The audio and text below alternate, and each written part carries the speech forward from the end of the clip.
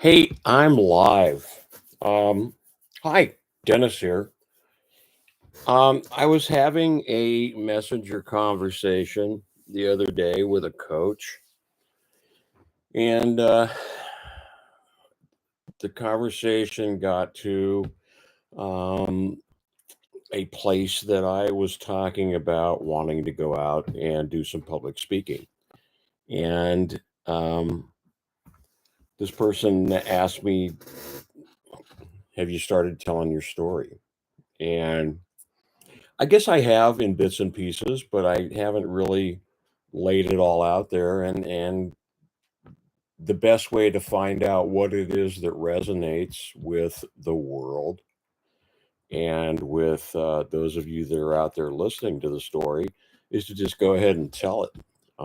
So that's what I'm going to do. I'm going to do a little video hit here, and I'm going to tell you a little bit about me. I was born to a Baptist minister and his wife. I'm the oldest of four children. Um, Born in the show me state of Missouri in the late 50s. And ultimately, um,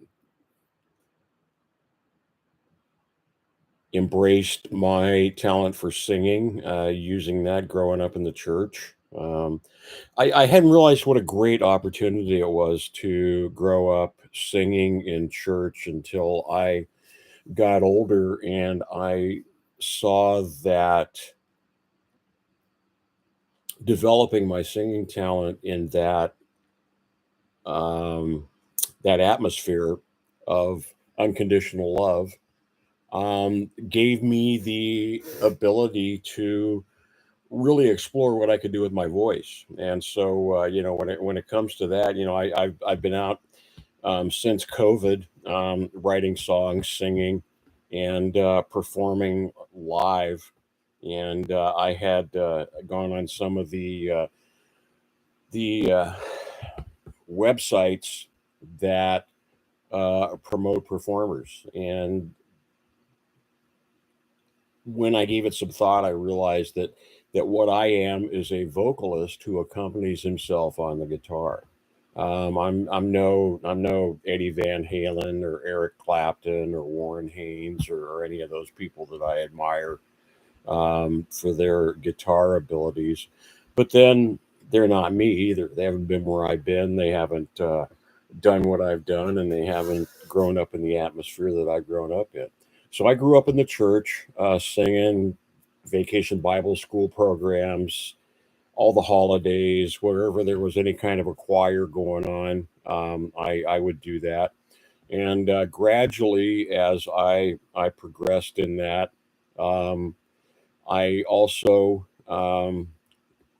you're going to like this, Nick Bettini. I actually studied violin when I was in fifth grade, but um, it just didn't take for some reason, quite possibly because I didn't like the practice schedule. I don't know. If you play guitar, then you don't have to have, a book that you take home unless you're in formalized lessons. So I'm self-taught after being instructed at the age of 12 by my babysitter Nancy Kincaid, taught me Red River Valley in A, and ultimately I went on to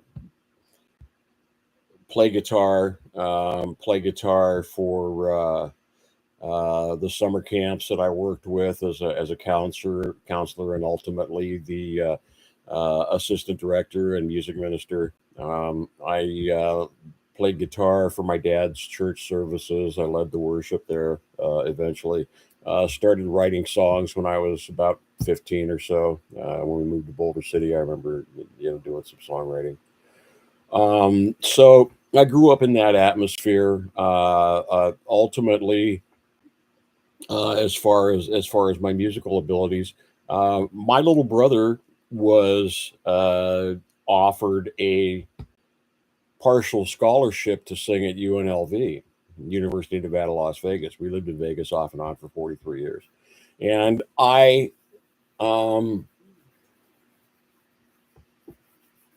I remember him having a conversation with me one day, and he said, "Hey," he said, I got this offer from UNLV to sing in the choir." He said, "I don't want it." He said, but I told him, "Hey, my brother sings." And so ultimately, what happened was I went in for an audition. I became a member of the University of Nevada, Las Vegas ensemble, choir, chorus, all of that stuff. So I actually received some classical training. You know, we did Schubert, Haydn, all kinds of crazy stuff. And that was really instrumental in developing my um, professional singing voice, if you will. As a result of that association, I got to go on and perform in four Las Vegas showrooms in backup choirs with Barry Manilow and Paul Anka. Played the Desert Inn, the Riviera, Caesar's Palace, and the Las Vegas Hilton. And that was a really great experience. You know, that kind of stuff you can only do if you're a Vegas boy, you know, if you're there and you get that kind of opportunity. So that's what I did there. Um, we had a pretty decent life. My dad was actually the assistant manager of, which is why we moved to Vegas, the assistant manager of a radio station there, KILA, which still stands 44 years later or so. I actually started working there when I was 15 years of age.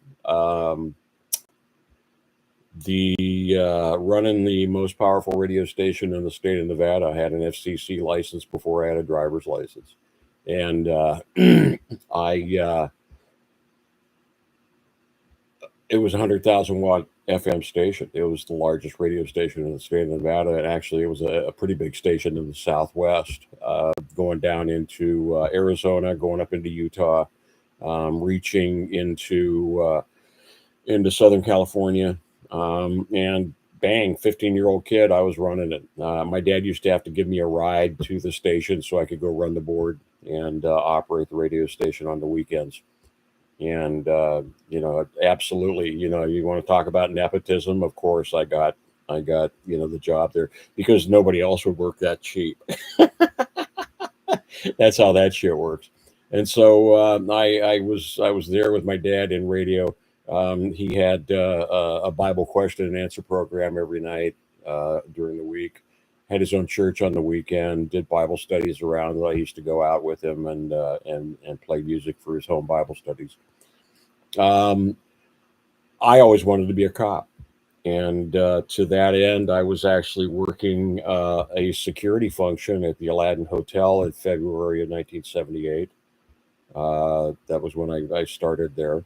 In June of 1978, I was working the graveyard shift. Got up to see my family off on a family vacation, and an hour and a half later, was wakened by a phone call. I was working graveyard. That was why I didn't go along. Wakened by a phone call and found out that my father, my brother, and my sister were all dead as a result of a drunk driving accident. My mom was in intensive care. My little brother was AWOL. I guess he got out relatively unscathed, and went out there. So, boom, first big personal tragedy as far as my life goes. Um, Worked that out, moved on with my life, ultimately got married. Um, had three daughters, and then in June of 1990, had a son, Robert Michael, who was born with a congenital heart defect, and that set off a chain of events that saw us going for 4 years, um, taking taking every opportunity to have life saving heart surgeries. Ultimately, didn't work out. We weren't able to maintain his life, and we lost Robert. Discontinued life support. I held him in my arms as he passed. Um, May 10th, Mother's Day, 1994. So little personal tragedy there. I dealt with that, moved on. Everybody has, things that they carry. And fast forward to January of 24. I had met Nick Bottini. I'd actually had some interaction with him uh, back in I think starting back in 2021, 22, during COVID and the follow on upheaval that all that created.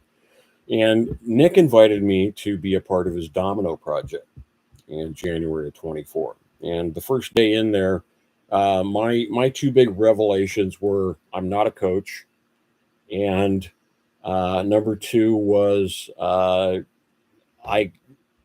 kind of thought it would be cool to one day do a world tour. I wanted to be over in Ireland for St. Patrick's Day, do something like that. Nick's response to that initially was Dennis has expressed a dream. And I didn't dream. I got my ass kicked by life, lost my half my family, lost my kid. And I just didn't see the benefit in it because you do everything right, and bad things still happen to good people, and so I really didn't do much, but just kind of keep on keeping on with the talents that I had. But I was inspired by Nick, and I started believing that it was possible to do something epic. And so what happened over the last year and a half is I believed in, believed the possibilities of, planned, prepared, and executed a world tour. Those of you that know me, you know all about the tour. You know that I went to Canada, where I have songwriter friends there, played there a little bit, went on to Dublin, where I accomplished absolutely nothing because I was ill and getting worse. Got to the UK and Cornwall, and ended up having to go into the hospital for 6 days over there at Royal Cornwall Hospital. I subsequently went back out, completed my tour, and came home. But that was a big deal, and that whole transformation process in the act of pursuing my dream result, I have become a novice transformational coach. And I'm finding out it isn't so much what you learn as who you are. And so I am learning, pressing in, interacting, and pursuing that position as a coach. And I'm building my coaching practice. I'm having conversations with people. I've hooked up with some incredible people, that are really supportive of me. And so I mean, that's just kind of the superficial surface story that's going on. And I have determined that because I'm comfortable doing it, that I would like to be a public speaker. I'd like to be a motivational speaker. I'd like to talk to people about possibilities. I'd like to talk to people about pursuing your dream result. I'd like to talk to people about clarity of mind and having good, solid belief systems, and being able to change your stars, create the life that you want to have for yourself. And so this is story number one. This is the beginning of that. And so I am going to pursue that because there's a verse in the Bible that says faith without works is dead. And it's the same way in pursuing a dream result. Once you decide that it's possible for you to pursue a dream, you need to do the planning and you need to take action. If you don't take action, nothing's ever going to happen. It's like having a book with information that can save your life sitting on a shelf for 20 years and collecting dust. It really doesn't benefit you at all, because the life that you want can be found in the pages, in the words, taking that, putting it in your heart, and applying it to your life. That's how we convey meaning, and we convey, you know, everything that we do when we communicate. So I have become a dream chaser. That's why I've named my page, my group, my weekly discussion group. Um, it's Dream Chasers. If that's something that you're interested in, I'd love to hear from you. If you would like to explore changing your stars, as they say in A Knight's Tale, Heath Ledger, I love that movie. Um, let's talk about it. I'm available. I want you to know that I believe that you can change anything you want in your life because I have. All right. And I'm going to caution you that if you want to go get somebody to take you down a path, you don't get anyone that hasn't been down the path. All right. I've been there. I've come back. I have some unique insights. I believe that I can. I believe that you can. So if you want to pursue a dream result for your own life, I believe in you. I'm just going to tell you that straight up. I don't know who the hell you are, but I do know that it is possible to do so. And I don't have all the answers, but you do. So if you want to pursue something like this, let's talk about it. I'm your guy. I'm ready to lead the way. Let's go kick off a great adventure. Me, Indiana Jones, Fedora, the whip, the 45 revolver, and let's go find the lost treasure for your life. All right, that's what I'm looking at. So, thank you, Ankush Jain, for telling me that if I want to tell my story, I should start telling my story. And I appreciate you, and I appreciate you speaking that into my life. Thank you, Nick Bottini, for loving, inspiring, being my Obi-Wan. I love you deeply with all my heart till the day I die. All my family from Domino Project that facilitated my transformation, supported me, and went above and beyond when I was on tour and I was ill. Nick Trepka, I love you, dude. Producing my songs, you invited me. You pursued me and invited me into your studio and recorded me, and I'm excited about that because it never occurred to me that I would be able to do that. And I actually planned those 4 songs that we cut for an EP to support me in my performance and maybe get some of my songs out there around the world. So I believe that's going to happen. That's another dream result that I'm working on. Will Lutchford, bro. Thank you for all your support and all your love. Nick Bettini, you played saxophone with me in Amsterdam on the final night of my tour. I love you for that. Bloom DeWild, you set me up in Amsterdam to be a great success. Got to hang out with your friends over there at Zal 100, a beautiful performance space. So incredible things are happening for me, and I want to see incredible things happen for you because all you got to do is do it. All right. Nike was right. All you got to do is do it. But you can't sit there and talk about it and bullshit your way through a dream result. You got to go out, get your hands dirty. You got to fail. You have to pursue your dream. You have to pursue your heart, and you just got to make it happen. And you need to walk away from the things that do not serve that dream pursuit. So I'm Dennis DeVilbiss. I'm a dreamer. I'm a transformational coach. I want to talk to you about your life. I want to talk to you about the benefit of following your dreams. And I'm hopeful that you'll reach out to me. I'm going to be posting this in my group. I'm going to be posting this on my Facebook page. And my goal with this is not to impress anybody with anything I've done.